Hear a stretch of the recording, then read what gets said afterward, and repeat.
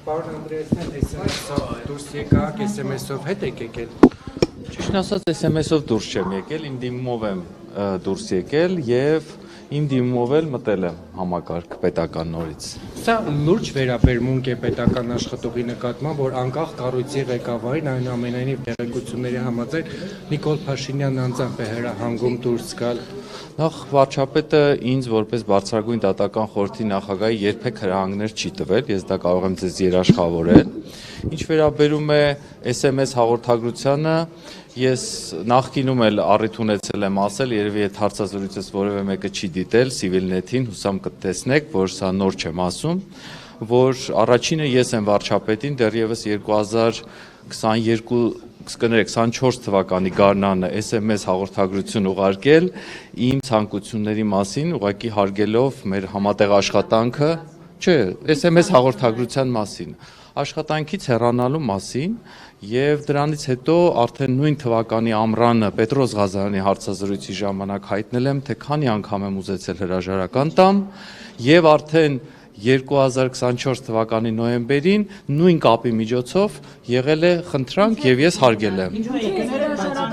Նախագահի պաշտոնը այնպիսի պաշտոն է, որ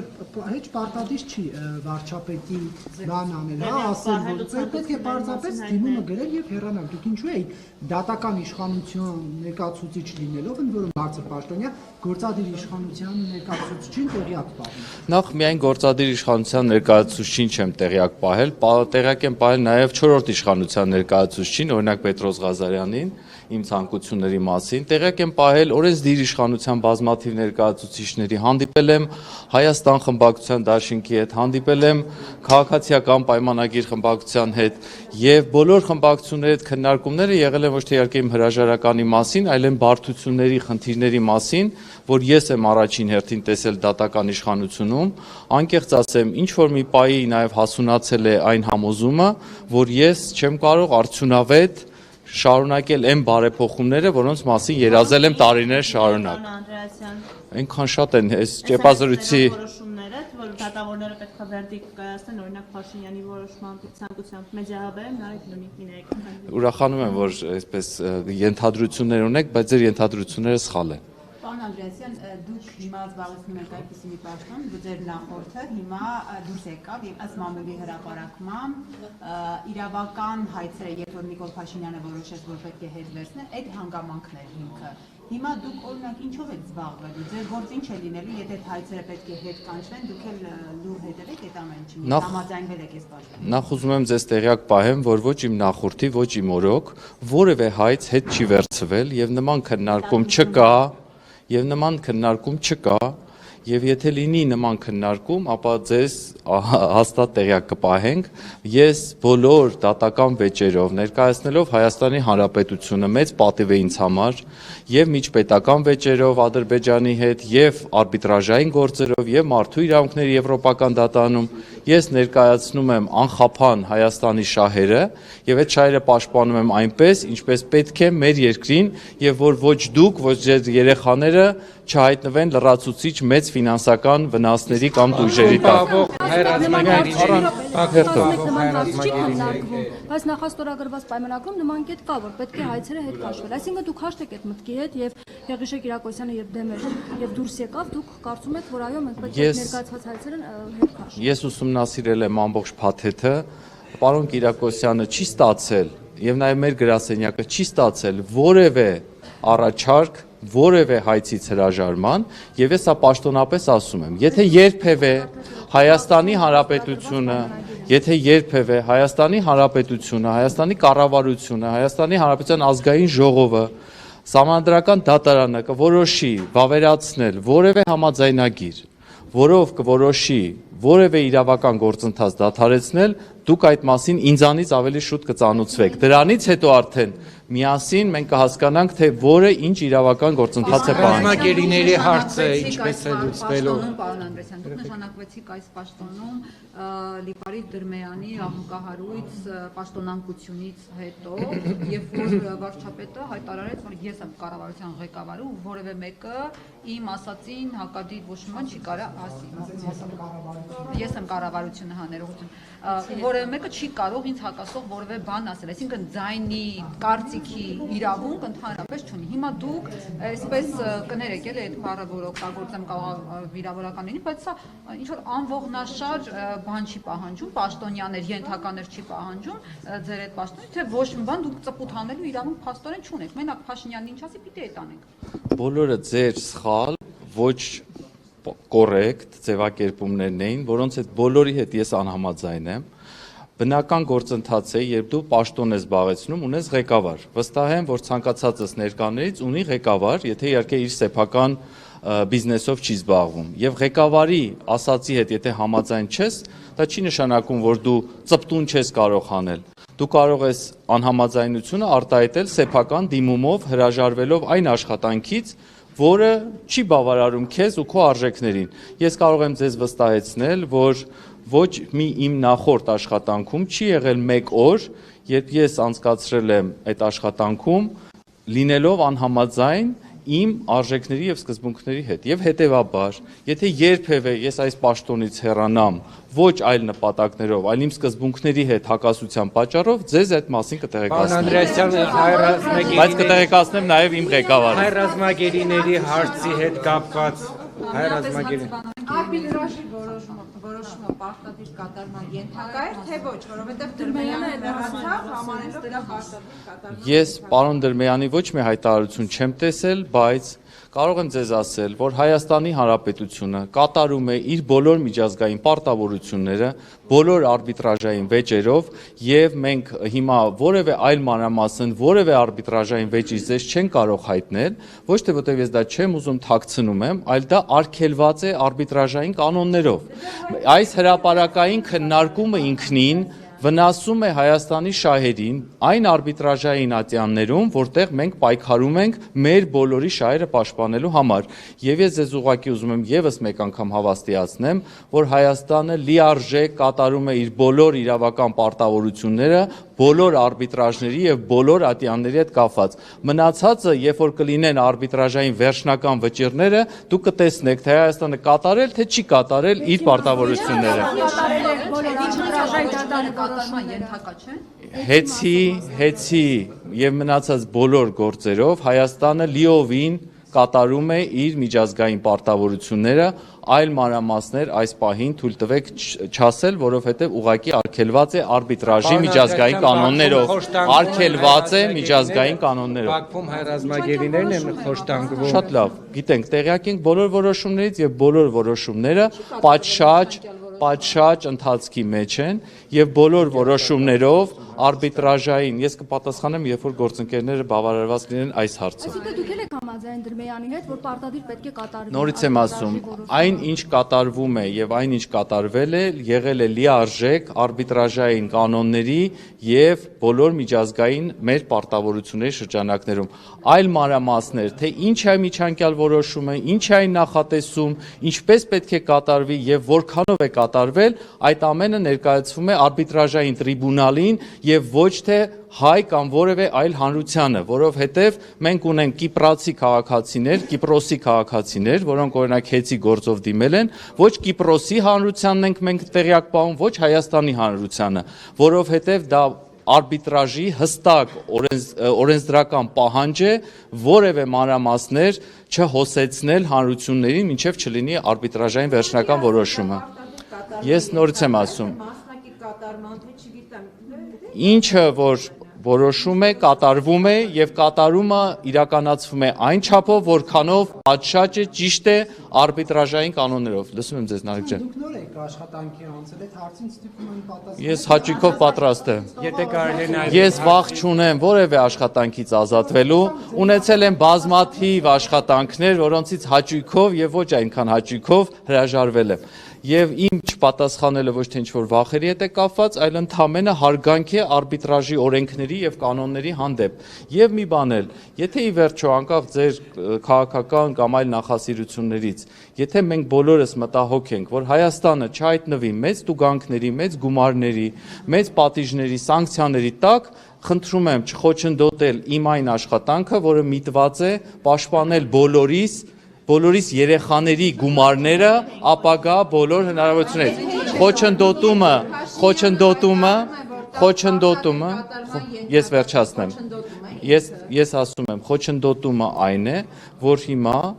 մեր շահերը ներկայացնող իրավաբանին, իրավախորհրդատուին դուք ստիպում եք պատասխանել մի հարցի, որի հենց պատասխանելը կարող է վտանգել մեր հետագա պետության հաղթանակը այս կամ այն ատյանում։ Ղեկավարը ինչու է շտապում ու գնահատականներ տալիս այդտեղ։ Ես նույնիսկ կհրաժարվեմ պետության ղեկավարի, իմ ղեկավարի տվյալ դեպքում մեկնաբանել իր հայտարարությունները, որովհետև իմ որպես ներկայացուցիչի խոսքը արբիտրաժային գործընթացներում մեկ հնարավորություն կարող է ստեղծել, քաղաքական գործիչների խոսքը այլ հնարավորություն։ Եվ նաև ուզում եմ հատուկ շեշտել, որ իմ բոլոր գործընկերներին եւ ընդդիմադիր եւ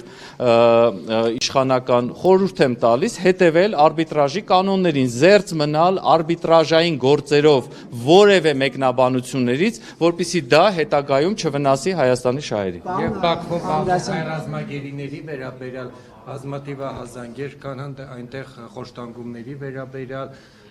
ինչ է արվում այդ ուղղությամբ։ Հայաստանը մինչև նույնիսկ ինձ իմ նախորդները, իմ գործընկերները հսկայածավալ աշխատանք են արել, ներկայացրել են միջազգային ատյաններում բոլոր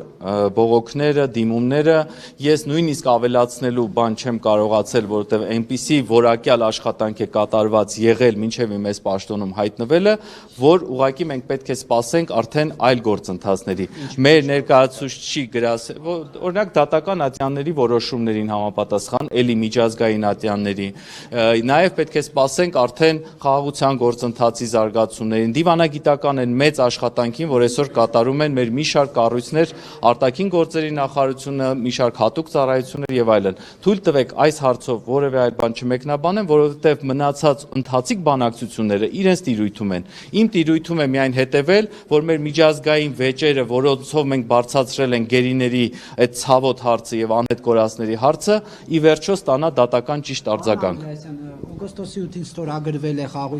նախաստորագրվել է խաղաղության պայմանագիրը, կետերից մեկն էլ այն է, որ կողմերը հետ են քաշում, հետ են վերցնում բաներ, հայցերը միջազգային,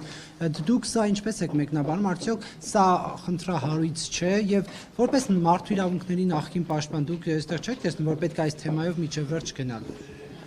Շատ լավ հարցադրում է, բայց այստեղ ես խնդրահարույց տեսնելու հարց չունեմ։ Ես ամենօրյա ռեժիմով աշխատում եմ, որպեսզի այն վեճերը, որոնք մենք ունենք միջազգային ատյաններում, իրենք լիարժեք այնտեղ ներկայացվի Հայաստանի շահը։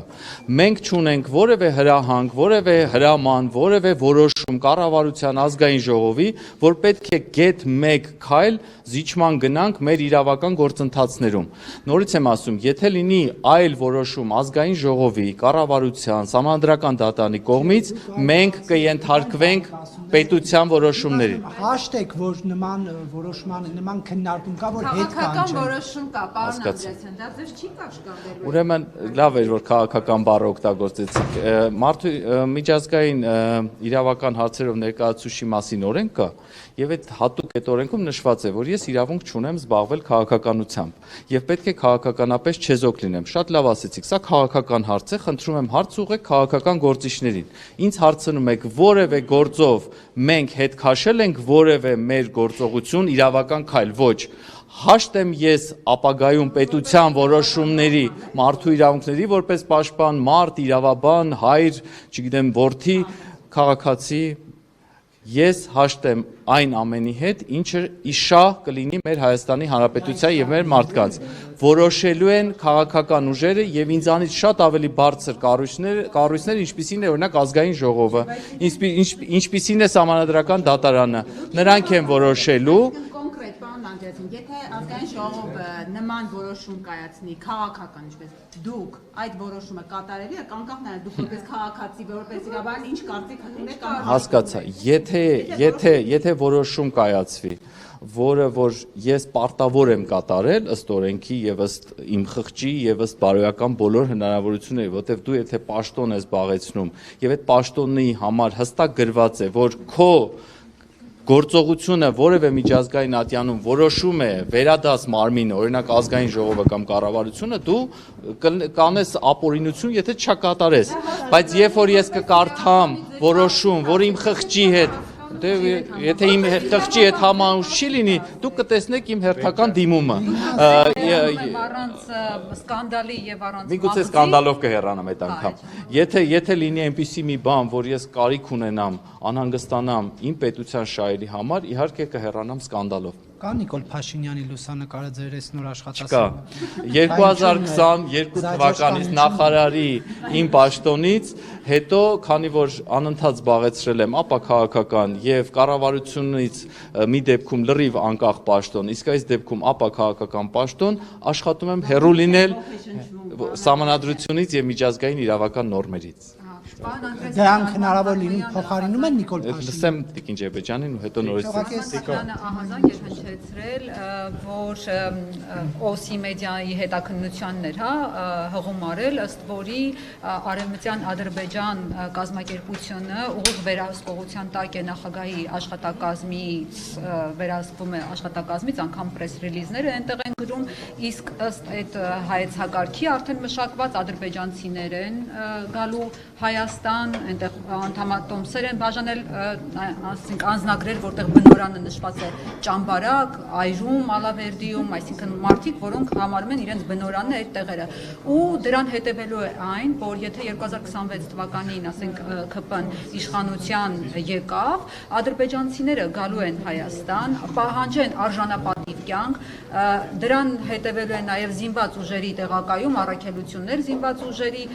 որի հետ կապված իրենք կարող են պահանջներ դնել արդեն խելքից դուրս եռաբլուրը փակել եւ այլն եւ այլն։ Այս վտանգների հետ կապված ինչ տեղեկություններ դուք ունեք ու արևմտյան Ադրբեջան կազմակերպության հետ կապված մտահոգություններ չունեք։ Ձեր բոլոր այդ բարձրացված հարցերի աղբյուրը ինձ համար ճիշտն ասած արժանահավատ չէ, որովհետև այդ բոլորը այնպիսի վախեր են, որոնց հետ կապված ի պաշտոնը ես նախ որևէ անելիք չունեմ, որ մտահոգվեմ եւ ավելի լուրջ վերաբերվեմ, իսկ որպես քաղաքացի, որպես մարդ, կներեք վերջին առնվազն 10 տարում, եթե ոչ ավելի կարճ ժամանակահատվածում, այնքան սարսափելի սցենարներ ենք լսել, որոնք չեն իրականացել, որ ամեն անգամ նորից նստել եւ ողբալ ի սկզբանե մի իրադարձություն, որը ընդհանրապես խոսույթի կամ ընդհանրապես քաղաքական շահարկումների մակարդակում է, ես նորից կրկնեմ, ես քաղաքականությամբ չեմ զբաղվում։ Հակառակ դեպքում այս քաղաքական շահարկումների կողքը մի քանի այնպիսի համեղ քաղաքական այսպիսի հայտարարություններ կանեի, որ մի 10 վերնագիր կունենայիք, բայց քանի որ չեմ կարող մտնել այս քաղաքական խաղի ու բանավեճի մեջ, թույլ տվեք նման այսպես օթային ինչ-որ սարսափների ու վախերը չմեկնաբանել։ Բայց Ադրբեջանի քաղաքականությունը հաշվի առնելով հայտարարել, որ արևմտյան Ադրբեջան կազմակերպության ներքո պետք է ապահովենք ադրբեջանցիների մեծ վերադարձի ծրագիրը։ Այդ ոնց է լինում, որ օթի մեջ, այսինքն Ալիևը օթի մեջ է ասում, մենք եկեք ամեն մեկը մեկնաբանի իր կալիբրի գործչին։ Ես